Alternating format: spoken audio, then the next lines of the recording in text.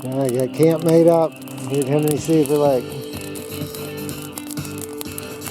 Another good cedar that they cut. There are lots of sparks and stuff to enjoy tonight, along with the steak dinner. Everybody's taking what they can, but they can't decide. Yeah, that cedar burns hot. And being it's Sunday night, I'm the only one here at the camping area, so I enjoy that. Plus I got quite a bit of wood over here as well.